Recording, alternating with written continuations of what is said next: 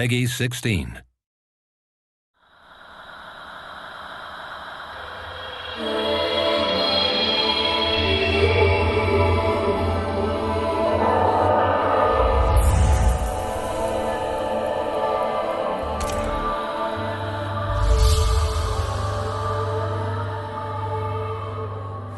We, as a studio, we always use performance capture in all our games.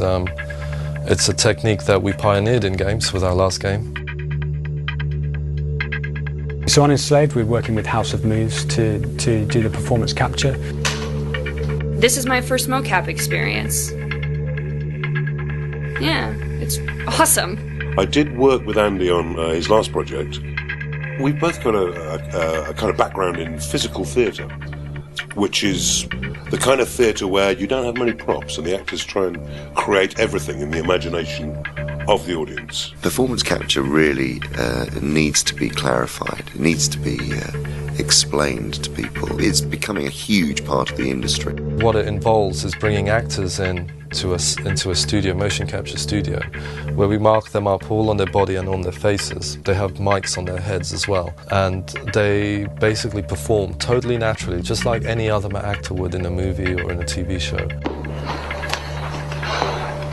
Okay, I need a few minutes to get this open. You keep watch, make sure no one sees us. We had 3 days of rehearsal before we started any kind of actual capturing, where Tamim and Andy and I got to sit down and really plot out from the beginning each scene. Yeah, monkey! Yeah.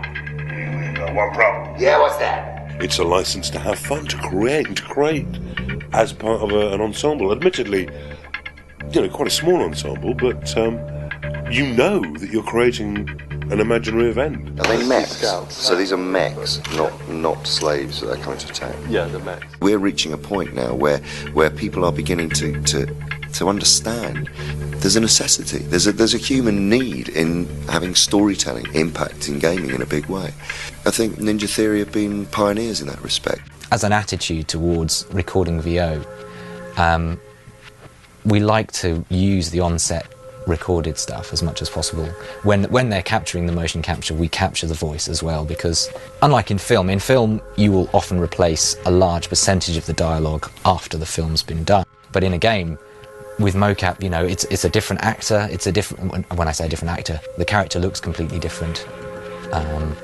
And the translation from the facial movement, it's never a perfect thing, so everything you can do to preserve the original performance, to make the original performance come through, is really, really key. And that sort of made us think about how we record the rest of the VO that isn't for the cutscenes. You're really worried about Monkey damaging stuff because he's shooting stuff. Okay, stand by. And we're rolling. Looks like the first anchor point is down these tunnels. I need you with me, Monkey. Get up here. Please. Monkey, there's a route up. I've coded the dragonfly to lead the way. All you have to do is follow it. Sure.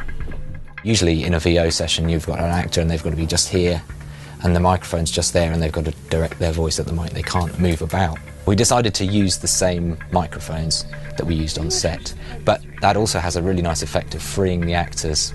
So we had them all with head mics like they had in the mocap session, and that just means they're free to jump about, lie on the floor, roll around, and they did, without thinking. They just do all of the things that the characters are doing in the game whilst they're delivering the lines, and it just gives so much life to the performance. Whoa! Let me disable the security systems. Yeah, sounds like we're gonna have a bit of mech action in here pretty soon. I think there's a lot of parallels between what an actor does and what an animator does. They just happen to use their face instead of the mouse and keyboard. At the same time, there's people like me that are basically making sure that the technology and everything is all kind of working and going to be ready for them. All the cameras really care about is points in space, and that's all that we're retrieving from them.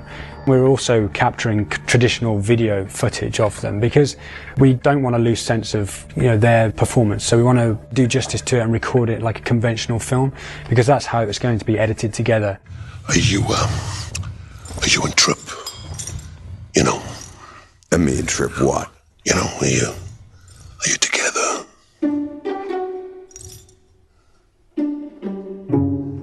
Trip enslaved me. And if I don't do what she says, she causes me a lot of pain. And if I still don't do what she says, she kills me. All right. And if you do it right, it draws you totally in and you totally believe that character's real. I'm not the kind of guy to go muscling in. Pixie. She can hear every word we say.